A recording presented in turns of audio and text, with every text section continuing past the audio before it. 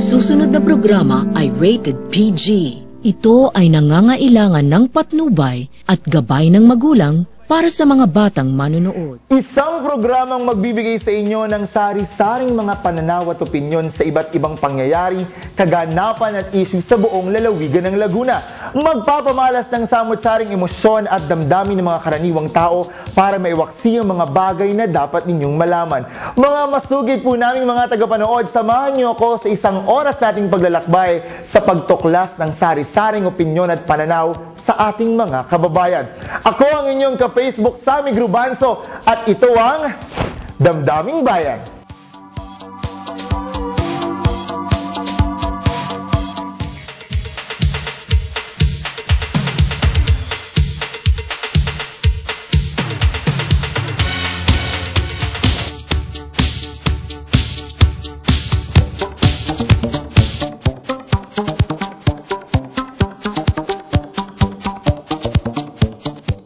Magandang araw po sa lahat ng ating mga masugid na tagapanood dito po sa ating programang Damdaming Bayan. Nako, tapos na po ang panahon ng summer. Tapos na rin ang pagsusuot natin ng ating mga magagandang summer outfit or summer attire. At tapos na rin po ang pagkain natin ng mga malalamig at nagsasarapang mga ice cream at halo-halo. Nako, ito na nga po, buwan na po ng Hulyo. Kaya naman po, panahon na po ng tag-ulan. Panahon na rin po para ilabas natin ang ating mga maganda at makukulay na mga payong, mga magagandang jacket at mga bagay na dapat nating isuot ngayong panahon ng tag-ulan. Pero syempre, kahit masarap magtampisaw sa ilalim ng ulan, ito na rin po ang panahon na kung saan kailangan po nating mag-ingat dahil marami na pong mga diseases at mga sakit ang maaari nating makuha dahil panahon na rin po ito na kung saan ang Pilipinas ay makakaranas ng iba't ibang klaseng mga bagyo. Dahil na rin po yan sa Intertropical Convergence Zone at sa mga malalakas na hanging dala ng hanging habagat. Kaya naman po noong nakaraang taon lamang po noong nakaranas po talaga ang bansang Pilipinas, lalong-lalo na po ang mga lugar dito po sa Southern Luzon. Especially po ang lungsod ng Calamba ay nakaranas ng malakas na paghagupit at pananalanta ng hanging habagat.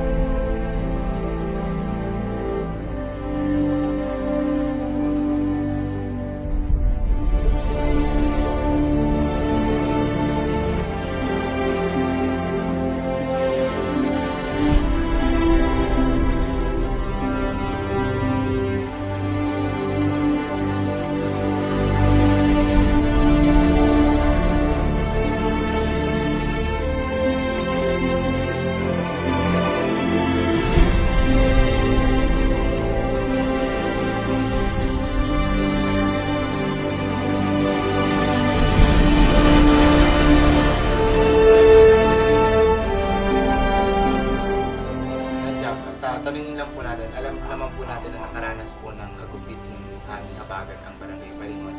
And ano po ba yung ginawang aksyon ng sangguniang barangay para matulungan natin ang ating mamamayan ng barangay dito sa Palingon? Unang-una nga nung dumating yung pagkakataong ganong magkaroon ng biglang paglaki ng tubig, dala ng habagat, ay nagkataon naman na talagang unang-una nandun kami sa may tabi na eskwelahan.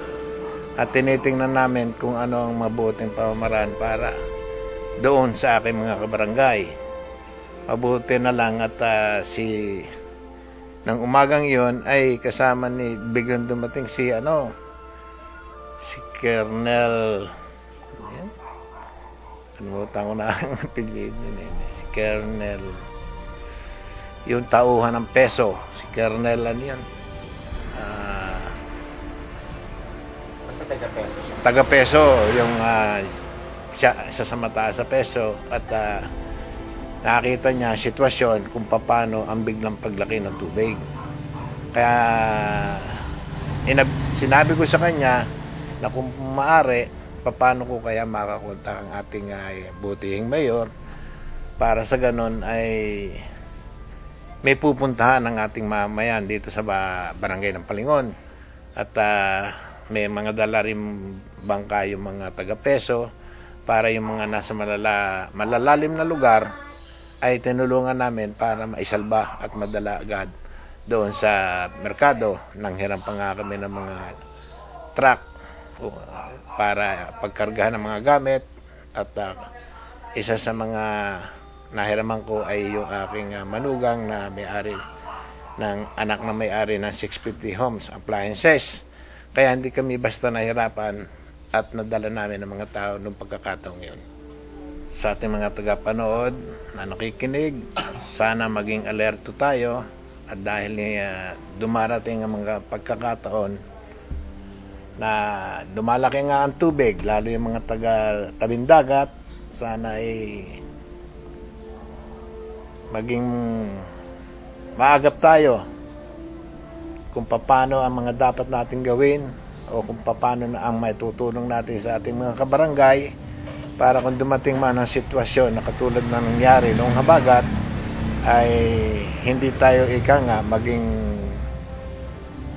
pabigla-bigla, kung hindi dapat meron na tayong pagkakaisa para sa ganoon. Pati ang ating mamayan, hihikayatin din natin na huwag silang magpapanik dahil ang lahat naman, hindi lamang ako, hindi lamang ang mga konsyel ko, kung hindi ang lahat ng mga nasa tabing dagat, siguro naman alam na nila ang mga dapat gagawin. Sa sandalin dumating ang pagkakataon tulad na nangyari noong habagat.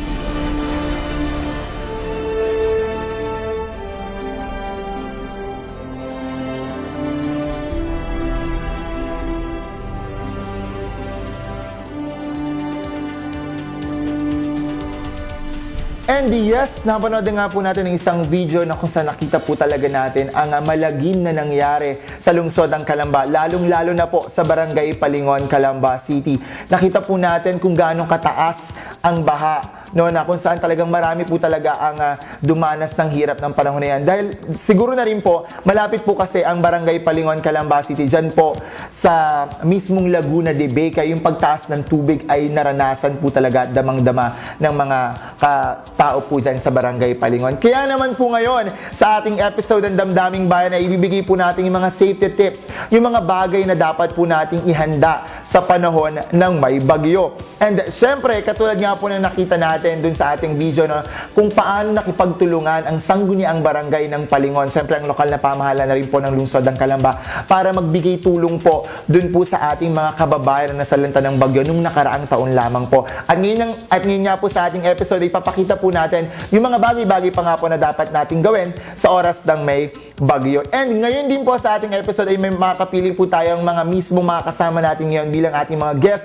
host para po pag-usapan ng mga bagay-bagay na dapat nating malaman sa tuwing may bagyo. Sa pagbabalik po ng ating programa, marami pa po tayong pag-uusapan, kaya naman po tumutok lamang po tayo dito sa ating programang Damdaming Bayan.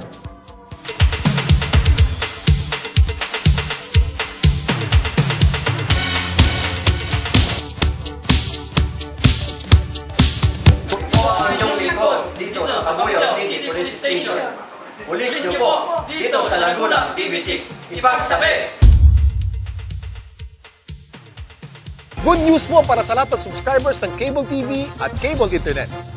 Naisabatas na po ang Anti-Cable Television and Cable Internet Tapping Act of 2013. At ayon dito, bawal makikabit ng Cable TV at Cable Internet. Ang parusa sa sino mang lumabag sa batas na ito ay pagkakakulong at pagbabayad ng malaking multa. Bayad ka na nga, kulong ka pa. Kim Atienza po, nagsasabing pagdating sa batas, hindi weather-weather lang. Huwag maging kabit. Supported by the PCTA.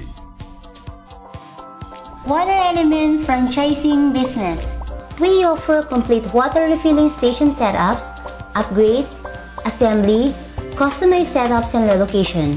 Also available support products like filters, seals, containers and parts such as pumps, gauge, and others. We conduct free seminar and training on how to start water business. We can give you more basic ideas about capital investment, return on investment, feasibility study, DOH regulation and requirement, business permits and license, sanitary permits. Also, we can give you free ocular site inspection, free floor plan, electrical, water pipeline, counter, sink, and refilling counter designs. To know more about our products, please call or text us at any time. To all interested clients, please send us your complete name, address, emails, and contact details.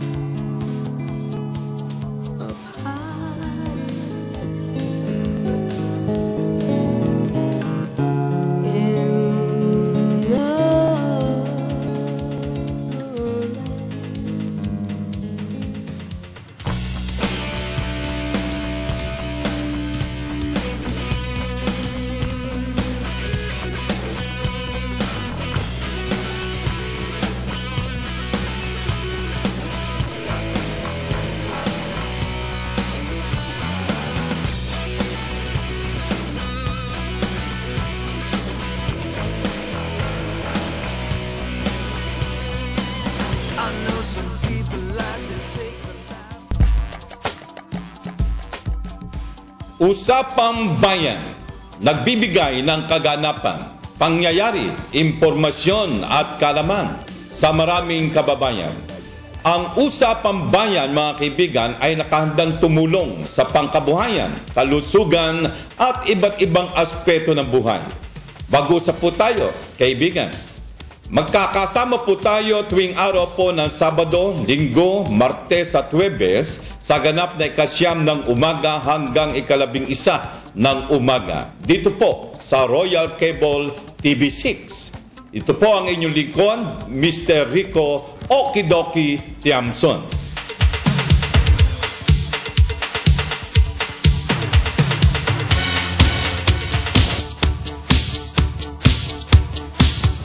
At nagbabalik po tayo sa ating programang Damdaming Bayan at kasama niyo pa rin po ako ang inyong ka-Facebook, Sammy Grubanzo. Katulad nga po ng pinag-usapan natin kanina, ngayon pong episode natin ay ilalaang po natin para alamin ang mga bagay-bagay na dapat natin ihanda sa panahon ng tag-ulan. Lalo na nga po ngayon, ngayong Hulyo pa lamang po buwan ng Hulyo at Hunyo ay dumanas na po tayo ng ilang mga bagyo at malakas na ulan nga po, nadala nga po ng hanging habagat. Kaya naman po sa puntong ito, very special po ang ating episode dahil may mga kasama po tayong guest host na kung saan tatalakayin, kasama po natin siyang tatalakayin ang mga bagay-bagay nga po na dapat nating malaman sa panahon ng tag-ulan. Kilalanin po natin siya. Siya po ay mag-aaral ng Calamba Bayside National High School, Fort Henry po ang kanyang section. At siya po ay Supreme Student Government President ng nasabing paaralan. Kilalanin po natin ang ating guest host na si Daniel Hecale. So yan po, magandang umaga po sa lahat ng nanonood sa atin ngayon. Ayan ako, makakasama natin si Daniel Molino para pag-usapan natin yung mga bagay-bagay na dapat nating alamin sa panahon ng tag-ulan. At syempre, kapag may bagyo na rin. Kaya sa ating mga kabataan, tumuto kayo dyan dahil maraming ibibigay sa ating mga information si Daniel. Kasama natin si Daniel para sa inyo din po mga masugid namin mga tagapanood. Pero bago yan, Daniel, alam natin lahat na nakatira ka sa barangay Sampiruhan, Calamba City, and dumanas nga talaga ang barangay, isa din yan sa mga dumanas talaga ng sobrang hirap ng panahon ng bagyo nitong nakaraang taon nga lang. Sige nga, Daniel, share mo nga kung ano ba yung mga experiences mo nung sinalanta tayo ng bagyo nung nakaraang taon lamang. Marami kaming na-experience na mahirap talaga na para sa amin po. Unang-una na po dyan yung gutom kasi nga po baha, marami po tayong naging problema. Tapos po, una-una po yung iba po hindi po nakakapasok sa trabaho, hindi po sila nagkakaroon ng sapat na kita para matustusan po yung mga pangangailangan nung pong kalamidad na yun. Siyempre kayo, mga estudyante lang din ng Bayside, ano bang nangyari sa inyo na naputol ba yung klase nyo? Pumasok pa din ba kayo kahit baha? Lumusong ba kayo sa baha? And all, ano pang mga ginawa Yun pong araw na yun, bali, actually po, exam po namin yun. Then, yun nga pong, dineclare nga po na cut nga po yun, wala pong officially na klase. Marami po kaming na-miss na mga lessons, yung actually pa nga po, isa pa nga po dun yung exam. Yun po, malaking epekto po talaga yung dinanas namin sa habagat sa pag-aaral po namin. Ang feeling ko magre-reflect talaga sa inyo ngayon yun, no? Kasi marami kayong mga klase na hindi talaga napasukan, kaya talaga naghabol kayo ng gusto. Ano naman yung naramdaman mo no nakita mo na tumataas talaga yung level ng tubig dun sa inyong lugar? Yun po, unang-una ko pong naramdaman nung nakita ko yung tubig na tumataas talaga.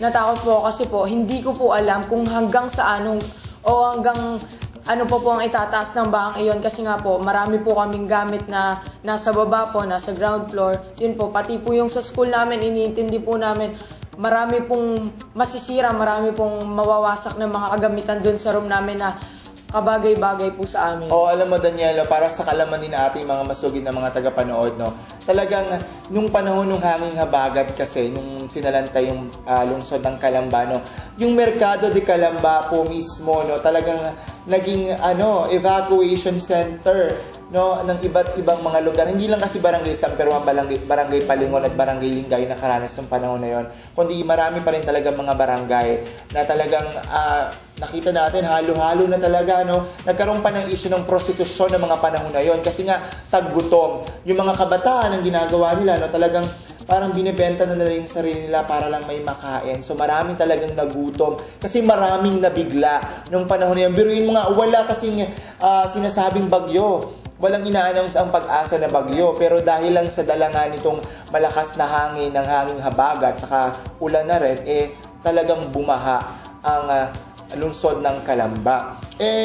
Balik tayo sa pinag-usapan natin kay Danielo, bilang estudyante, ano talaga yung direct na naging effect nitong bagyong ito sa pag-aaral mo, sa mga, ngayong 4th year ka na, kasi 3rd year ka dati, syempre, nung ngayong 4th year ka na, ayun, paano naapektuhan ng gusto ikaw bilang isang estudyante? Yun po, masyado pong naapektuhan yung pag-aaral ko bilang estudyante yung nakaraang habagat po. Sapagkat po, yung mga hindi namin natakal na lesson po ay masyado pong komplikado. Yung pagkakasyahin po yung napakaikling oras para dun po sa maraming na-miss na lesson para po mapag-aralan. Hindi lamang yun, no, nakaranas kayo, no, base yung sa interview nga natin, mamaya papalabas natin kay Dr. Lizon, yung principal, no, na lahat kayo ay nagsiksikan sa isang malaking gymnasium na kung saan ang kaya lang i-occupy nito ay you're more than 27 na section ang alam ko sa Calamba Bayside, pero almost 12 sections lang daw yung kayang i-occupy nito and magkakatabi talaga kayo. Kaya very talaga yung environment, no, nung panahon na yun is not really conducive for learning, kaya mahirap din talagang mag-aral. Nako, ngayon pong puntong ito na bukod po kay Daniel, makakasama pa rin po natin ng ilan sa mga estudyante mula pa rin po sa Calamba Bayside National High School.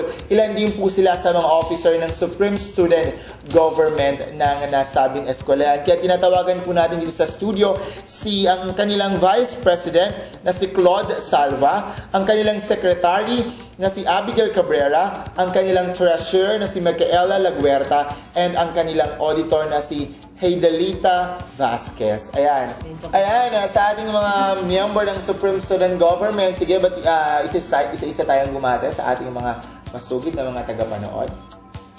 Sige, simulan mo. Tama ba, Heidelita? Heidelita talaga. Ayan, dyan. So magandang umaga po sa inyo lahat. Ako nga po pala si Heidelita Vasquez mula sa Paaralan ng Calamba Bayside National High School. Yes, sunod naman. Magandang araw po sa inyo lahat. Ako si Micaela Laguerta mula sa Calamba Bayside National High School, SSG Treasurer. So isang napakagandang araw po sa ating lahat. Ako po si Abigail Cabrera, ang SSG Secretary ng Calamba Bayside National High School. So isang napakagandang umaga nga po pala sa inyong lahat. Ako nga pala si Claude Michael G. Salva, pangalawang pangulo ng Supreme Student Government ng Calamba Bayside National High School. Alam mo, very proud talaga ako makasama ang mga miyembro nitong Supreme Student Government ng Calamba Bayside National High School.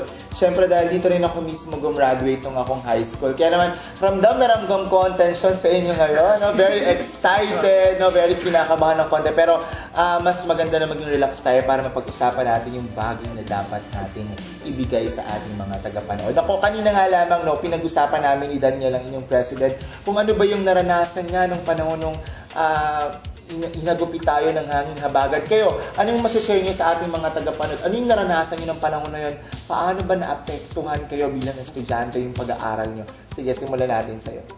So, yung experience na yun, grabe talaga. Sabi ko talaga, grabe, gawa na hindi talaga namin expected yung mga, na magiging ganung kataas yung baha. Kaya ayun, yung mga gamit, buti na lang yung nanay ko, pinataas agad sa amin yung mga gamit. So yun, naging handa naman kami kahit papaano. Ikaw? So, para sa akin, ang hirap talaga kasi 6 yung pasok namin, 6 ng umaga.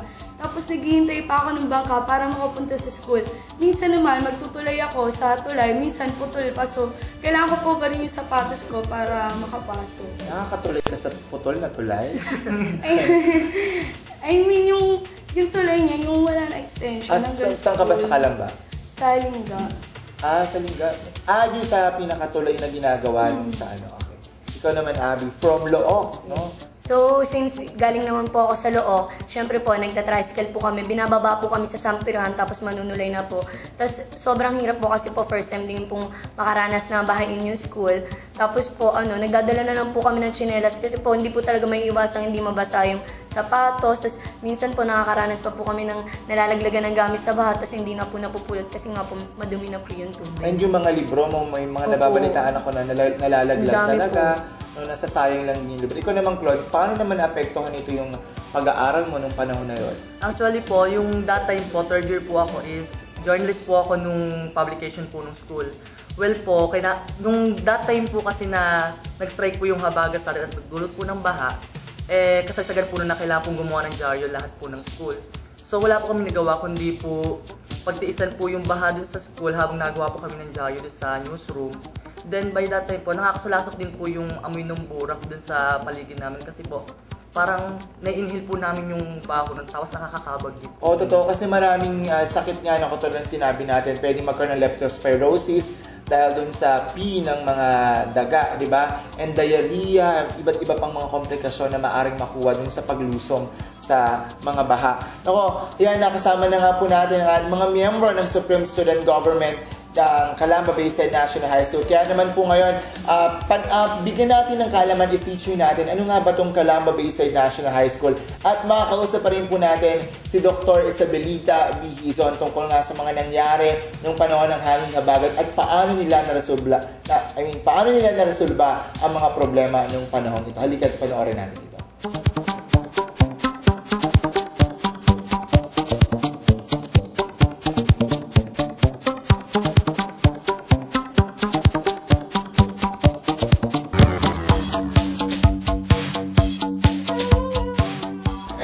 Kasama natin ngayon si Ma'am Dr. Isabelita Bihizon, ang Principal 2 ng Calamba Bayside National High School. Pambati muna kayo sa ating mga tagapanood. Hello, magandang umaga sa mga tagapanood ng Channel 6. Ganda ma'am, pagbati natin, tingin muna kayo dito. Ay, gano'n. Saan na po? Laguna TV6. Hello, isang magandang umaga sa mga manonood ng Laguna TV6. Ayun ma'am, diretso na punta na po tayo sa pinaka-pag-uusapan natin. Ma'am, gaano po yung dinanas ng Calamba Bayside National High School nung nagkaroon ng hanging habagat saka nung pass ng on-door din po? Medyo sobrang seryoso ang ating inabot ng ating mga eskwela, mga guro at ang paaralan nitong habagat na 2012. Dahil noong August 5, nung bigla kami papasok, bigla na lang nasarapan namin ang tubig. At halos lahat ng bata ay hindi maintindihan kung lulusong o hindi. So, pansamantala, ipinatigil ko ang klase, nagsuspindi kami ng isang araw. Kinabukasan, ang grupo ng disaster team ay naghanap kami ng kung saan kami mag-evacuate. At ako na namin tinignan ay ang Lingga Elementary School. Naniniwala kasi kami na Lingga Elementary School ang makakatugon sa amin kasi kalimitan na mag-aaral ay nanggagaling sa Lingga, Palingon, Sampiruhan at yun ang pinaka-sentro. Kaya lang nung dumating kami sa Lingga Elementary School, punong-puno ng evacuees din na mga magulang at mga bata na walang titirhan. So nagbaka sakali ako sa San Juan Elementary School. Kaya nung kami nagpunta sa San Juan, puro evacuees din. So nagpunta na kami sa bayan. Nung sa bayan, sa tulong ng aming superintendent, pinagkaloob niya ang Chipeco Auditorium. Kaya lang ang Chipeco Auditorium ay kaya lang ang 12 sections na mag-aaral.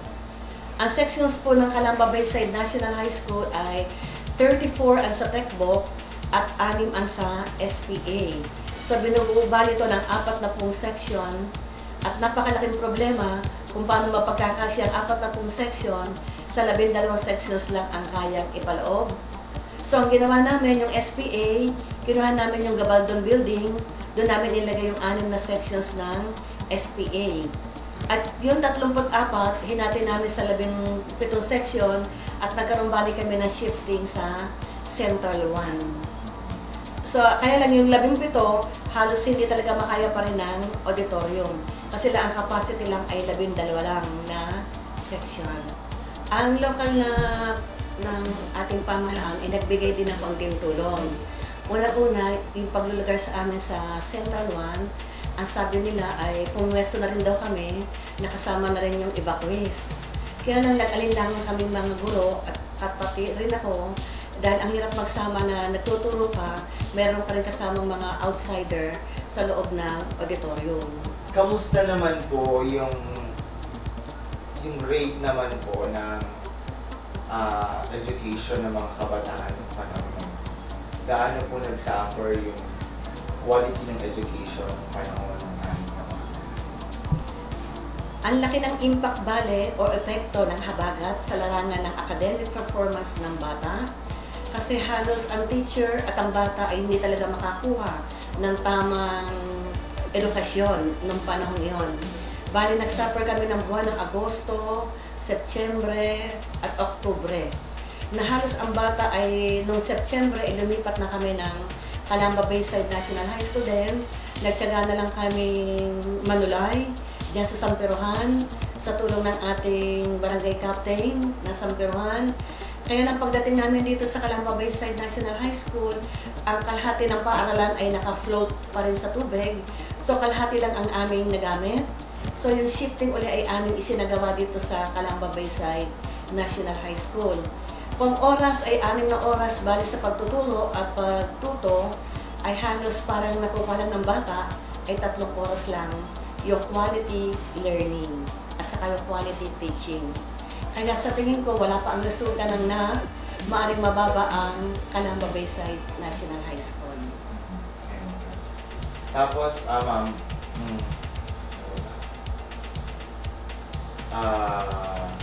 yung progress naman, sige. From that point of na nangyari sa Calamba Bayside National High School, ano po yung ginawa at ano pa po yung gagawin plan nasa plan ng Calamba Bayside para maiwasan ang ganong klaseng sakuna? Ang ginawa ko bilang isang punong guro, kasama aking mga kapwa guro, nung pagbalik na agad namin dito at kumati na yung Calamba Bayside, una kong yung ating gate hanggang office ay pinataasan ko na. Para sa susunod ay wala na kaming tulay na magaganap. Bago ngayon meron tayong construction na 3-story building, 1 metro na ngayon ang taas bale. At itong ang office ay may plano na rin pataasan na 1 metro ang taas. Kaya kung may mangyayari pa siguro na habagat na part 2, ang Calamba Bayside ay manunulay na mula sa 2nd floor hanggang kadulo-duluhan na ng building.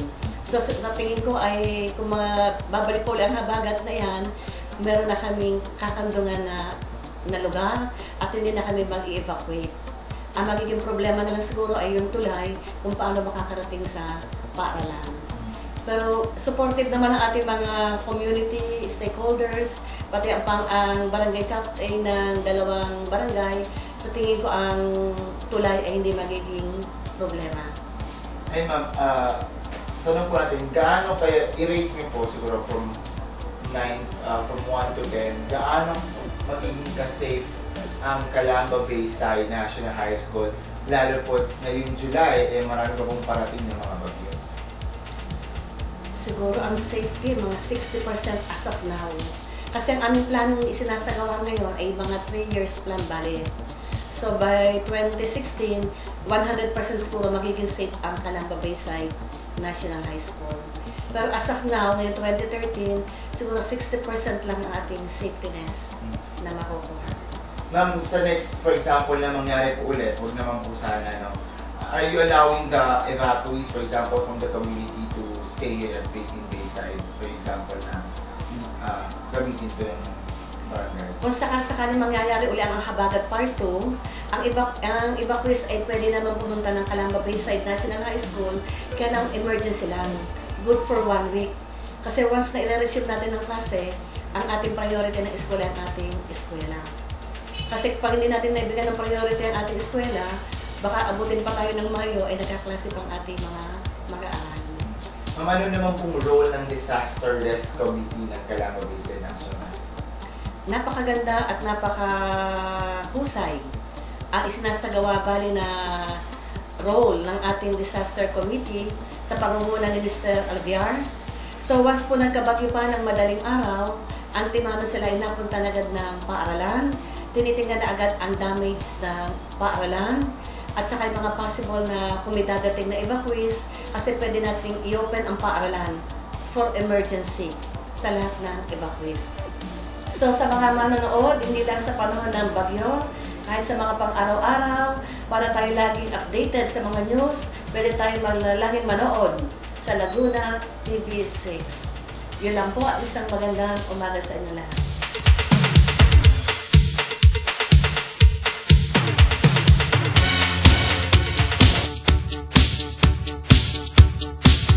Good news po para sa lahat ng subscribers ng Cable TV at Cable Internet.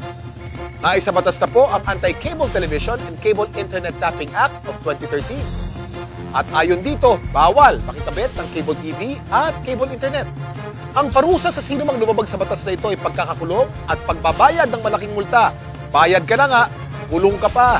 Kim Atienza po, nagsasabing pagdating sa batas, hindi weather-weather lang. Huwag maging kabit. Supported by the PCTA. Water Element Franchising Business.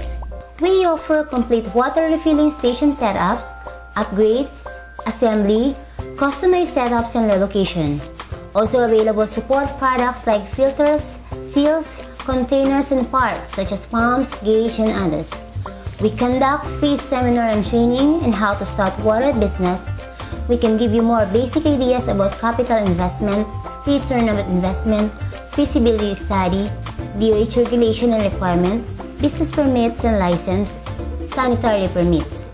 Also, we can give you free ocular site inspection, free floor plan, electrical, water pipeline, counter, sink, and refilling counter designs. To know more about our products, please call or text us at any time. To all interested clients, please send us your complete name, address, emails, and contact details.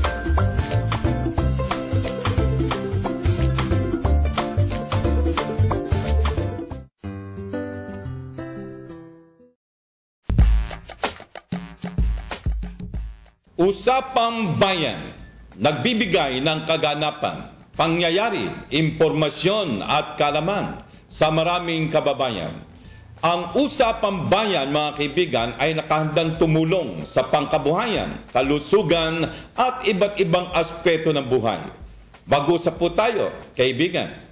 Magkakasama po tayo tuwing araw po ng Sabado, Linggo, Martes at Huwebes sa ganap na 9 ng umaga hanggang 11 ng umaga. Dito po sa Royal Cable TV6. Ito po ang inyong lingkod, Mr. Rico Okidoki Tiamson.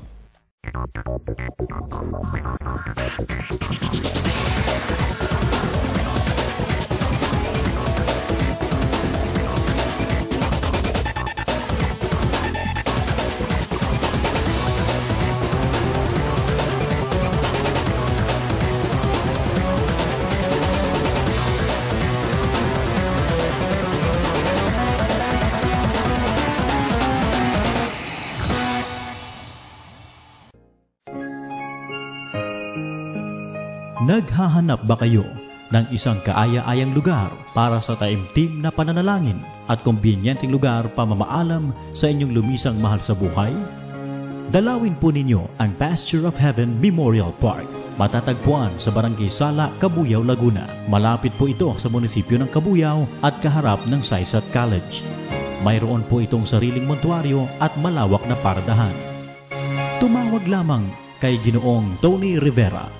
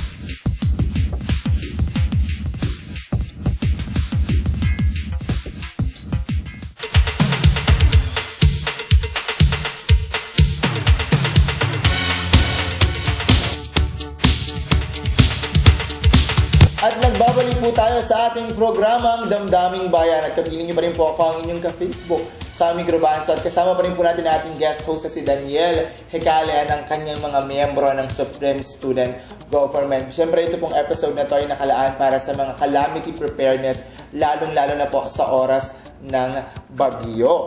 And ngayon po, siyempre katulad ng sinabi natin, ano nga ba talaga yung mga dapat nating gawin sa oras ng bagyo or para maiwasan ang malalang dulot ng pagdating ng bagyo? Kasi hindi talaga natin may iwasan ito, no? Kasi ang Pilipinas nga, no, when geographically speaking, no, tayo ay nasa Pacific Ring of Fire. Na kung pag sabi Pacific Ring of Fire, talagang daanan talaga tayo ng mga bagyo, no, dito sa part natin sa Southeast Asia. Nako, ito, dahil kapiling naman natin ang ating mga dito, mga Supreme Student Government at talagang very attentive, no, dahil mga leaders talaga, no, alamin nga natin ano ba yung mga dapat natin gawin sa oras na may bagyo o para maiwasan ang malalang dulot ng bagyong ito. Sige, unahin natin si Claude. So, unang-una po, pag sa kasagsagan po ng bagyo, kung balak po natin pumunta sa isang safe na lugar or sa evacuation center, kailangan po natin dalhin is kahit yung mga hindi po muna importanteng gamit. Syempre po, kailangan po muna natin dalhin yung mga emergency kit na papalooban po ng mga damit, gamot, flashlight, kandila, o yung mga gamit na kinakailangan po sa evacuation center na malaki po makakatulong sa atin para po makasurvive dun po sa kinalalagyan po natin doon. At ikalawa po is yung wag po tayong lulusong sa baha para po maiwasan po natin yung makuryente. Kasi nga, di ba pag bagyo nasisira yung mga electrical connections ng Meralco. So, may possibility na makuryente ka since ang tubig is a good conductor ng electricity. Kaya posibleng ma-electrocute ka or makakuha ka naman ng sakit kasi nga yung tubig pwede siyang pumasok sa maliliit na butas sa katawan mo at mag-cause siya ng sakit. Yun lang. So, manatili po tayo sa loob ng bahay sa lahat ng oras at tumutok sa mga balitang ukol sa panahon. Paano pag walang kuryente? So, yung pwede naman po tayo makinig ng mga battery-powered radios o yung mga, yun po, through cellphone. Or kung meron pa din sa inyo na may mga television na pwede parang lagyan ng battery. Why not, diba? Ano pa? Tapos, suriin din po natin yung mga bagay na maaaring matangay ng malalakas na hangin dulot ng bagyo dahil ang mga bagay na po ito ay lubhang mapanganib. Sige, ikaw naman, Micaela. So, sa tuwing bagyo, kailangan natin ng pagkain. So, kailangan natin mag-imbak ng mga pagkain na hindi na kailangang iluto tulad ng dilata, noodles, biskuit at tinapay. Siyempre, may linis na tubig na kailangan inumin. At huwag na rin gumamit ng mga electrical appliances at gasol na nalumog na sa baha dahil maaari ito sumabog at magdulot pa sa atin ng trahedya at pinsala. Yan during yan, pero mas maganda kung ngayon pa lamang po na wala pang bagyo, mag-imbak na talaga tayo para hindi sa pagdating ng oras kasakalan tayo hihingi sa lokal na pamahalaan mga relief goods, no? Tapos iba pa, nakakatawa lang sa iba sa mga kasamahan natin mga Pilipino, no? Nagrereklamo, sardines daw. Ganyan lang. So, katulad ng sinasabi namin, mas maganda po kung ngayon pa lamang po ay nag-iimbak na po tayo ng mga pagkain katulad ng bigas. Diba? Napakahalaga niyan. Diba? Yung mga, siyempre kahit yung mga canned goods na nga na pwede natin gamitin. Sige, ikaw naman, Vasquez. So, yun, lagi nating ihanda yung mga emergency kits natin tulad ng kandila, flashlight, at yung mga battery-powered na radyo. Dahil in case man na mag-brown out, at least handa tayo. So yung mga pagdating naman sa inuming tubig, mas advisable na pakulaan natin to ng at least 20 minutes para masigurado yung kaligtasan natin. Oo, kasi noong mga panahon na yun, hindi natin alam talaga. For example, lalo kapag ikaw ay sa, anong tawag doon, sa poso or doon naman sa, anong isa? Sa gripo naman, hindi natin talaga alam kung ano bang mga mikrobyo. Napakabilis kasi ng pagkalat ng mikrobyo dahil lalo na baha, di ba? And syempre kung meron naman po tayong mga aso, mga pusa, mga pet, no? Lalo na yung mga baboy, no? Yung iba kasi yung pinanggagalingan ng kanilang kinabubuhay, no? Ingatan din po natin, no? I-save din po natin. Pero syempre, ang kauna-unahan po natin kailangang i-save ang ating pong mga sarili, no? Napakahalaga po ng ating buhay. Kaya sa oras ng kalamidad or bago pa lang po ang kalamidad, kailangan po tayong maging handa. Katulad nga na nabanggit ng isang kababayan natin sa Barangay Palingon, sabi niya, disiplina talaga ang kailangan. No, kasi, oo, ito na yung mga bagyo yan hindi naman natin siya maiiwasan kung sa simula pa lamang, nag-ingat na tayo. Diba? Hindi natin mararanasan yan. Yung paglilinis ng mga kanal, yung simpleng pagtapo ng basura dyan sa inyong paligid, lalo sa eskwelahan nyo, mga estudyante, no? Yung simpleng pag-segregate from biodegradable, non-biodegradable, disposal, yung mga bagay na yan, malaking katulungan na po. Kaya sabi nga po natin, no, itong bagyong to, normal na to. Dadaan at dadaan sa atin to. Paano natin siya maiiwasan? Gawin po natin yung mga precautionary measures bago pa lang po yung bagyo. Disiplina. At kung nakaranas naman po tayo ng bagyo na, walang ang kailangan natin gawin, maging safe tayo, makinig tayo ng mga balita. No, lalo sa mga kabataan niyo, no, ang sabi kasi ng Department of Education, no, hindi na kailangan pang manggaling mismo sa DepEd yung utos. Pag nabalita niyo sa television at sinabi ng local government, no, may kapangyarihan po ang mayor ng lungsod or ng anumang pong munisipalidad para magdeklara ng kung walang pasok ko din. Mapera nga lamang po kung ang mangyayari po talaga, ang mga panahon na yun ay nahagok pa ang ating mayor sa ating lungsod. Hindi natin masasabi, no? Kasi noong nakaraang taon, no, talagang naghihintay tayo. Buti na lamang ang ilang mga opisyalis natin ay talagang nagsabi na din talaga, alerto. Natatawa nga ako, nakapanood ako nun sa radyo, sa DZMM. Sabi niya, katok-katok po din sa mga ibang lugar dyan, no, sa mga school. Kasi syempre, tayo, lalo itong mga leaders na to na talagang very eager po talagang pumasok na kahit binabagyo na, papasok pa din talaga bukod sa gusto makita ang mga crushes. No? Syempre, gusto nila hindi naman, syempre, gusto talaga nilang pumasok para matuto kasi sino ba naman ang ayaw matuto, di ba? Nako, ayan, marami na nga po tayong mga nalaman ngayon. Nako, patapos na po ang ating programa, pero muli po ang sabihin namin, no, sa panahon pong ito, napakahalaga po na kailangan nating makinig sa mga balita, no, sa radyo or manood ng telebisyon kung ano ba talaga yung mga nangyayari ngayon, lalo ng panahon ng bagyo at maraming mga dapat ugaliin na rin po natin magbasa ng radyo, ng dyaryo. I mean, kasi yan, isang malaking tulong yan kapag wala po tayong electricity, walang power na electricity, pwede tayong tumingin sa mga dyaryo na makakatulong talaga. Makibalita po tayo, mag-imbak ng pagkain, di ba, ng mga tubig para hindi tayo mong problema. And bilang mga estudyante naman, kailangan maging handa din talaga tayo sa panonood, no? Alam ko, ilan sa mga estudyante parang gusto ata lagi may bagyo para walang pasok. Pero siyempre, mas maganda pa rin po na pumasok tayo kasi sayang naman ang mga pinagpapagura ng ating mga magulang, di ba? Sige, last message natin sa ating mga tagapanood. Ano ba yung mga project na gusto nyong gawin? Sa ating mga alumni ng Calamo Basin National High School, sa mga non-government organizations, sa mga private sectors na gusto nyo pong hingi ng tulong sa kanila, ang mga bagay pa na gusto nyong sabihin. Sige lang, sabihin natin. Sige, ulahin natin, Daniel. Go. So yun po. Actually po, sa school namin, masyado pong maraming kinakaharap na problema sa ngayon.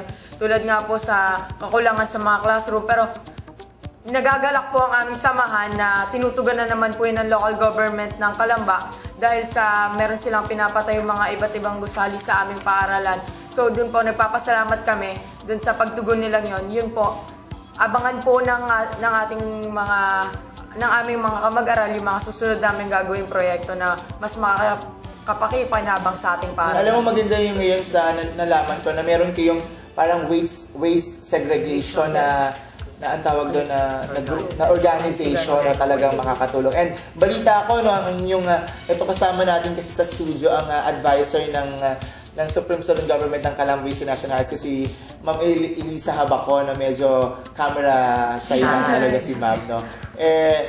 Marami siyang balak talaga, no, para makaiwas talaga din ng bahain din ng Bayside. And nakakatuwa din, no, na sa pamagitan naman ni Dr. Isabelita Hizon, na pinataasan na yung yung lugar para hindi na nga daw itong manulay. Tapos yung 3-story building na ginagawa doon sa mismong eskwelahan nyo, 1 meter na din yung taas para maingatan na rin yung mga kagamitan. Ano pa ang gusto nating sabihin? Ano po, dun sa mga bago po nating halal na mga government officials, sana po magkaroon po tayo ng pasilidad or nung mga tamang evacuation center po para po sa mga masasalanta. Kasi po, kahit po humupa na po yung pero apektado pa rin po yung mga estudyante kasi po, yung mga ibang tao po na nakatira po doon malapit sa komunidad na yon, sa aming school po or sa particular na school po yun, doon po sila nag-i-stay para po pansamantalang tirahan nila. So, ano naman po, parang sige lang. Ang magiging cost po na magkukulang po ng oras sa pag-aaral yung mga estudyante. Kaya po sana, bigyan niyo po ng tugon yung... Totoo. Kasi it's actually a collaborative effort Diba? Hindi lang naman lokal na pamahalaan ang kailangan tumugon, kailangan din tumugon ng bawat simpleng mamamayan. Katulad nga ng sinabi natin, sa isang simpleng pagtapon lamang ng candy ay malaking katulungan na po yung balat ng candy. No, ay malaking katulungan na po yun para maiwasan ng mga bara sa kanal, diba? And yan po, na lagi po namin sabihin sa inyo, hindi pa man po dumadating ang malalakas sa mga bagyo na maaaring manalanta sa ating lugar, lagi po tayong mag-ingat. Maganda po tayo, huwag magpabaya, sagipin ang buhay dahil mahalaga ang buhay. Sa mga nagninais pong malaman kung sino pwede natin kontakin sa oras sa mga panganib na nakalagay po sa ating TV screen, ang mga numero na pwede po natin tawagan para din po sa mga pwede pong magbigay naman ng tulong dito sa Calamba Basin National High School. Maaari po tayo magbigay ng mga konting mga tulong ngayon pa lamang dito dahil marami pa rin po mga pangangailangan ang eskwelahan. Hindi lamang po ang Calamba Basin National High School, syempre iba't ibang paaralan dito po sa lungsod ng Calamba. Naku, ayan na nga po, natapos na po ang isang oras ng ating programa. Marami po tayong nalaman. Sana po huwag nating sayangin na yung mga pinag-aralan po nalaman po natin ngayon na nakita po natin sa mga kabataan lamang ito, marami na po nang share sa atin ng mga ito. At gamitin po sana natin ito. Huwag po tayo magpabaya, no? Mahalin po natin ang ating buhay. At syempre, mahalin po natin ang ating kalikasan para hindi po makaiwas po tayo sa anumang po mga kalamidad na maaaring mangyari. Ako pa rin po ang inyong ka-Facebook, Sammy Grubanzo. Muli po ito po ang ating programang pagkasamahan pa po natin sa marami pa pong mga episode. Ito po ang programang Damdaming Bayan.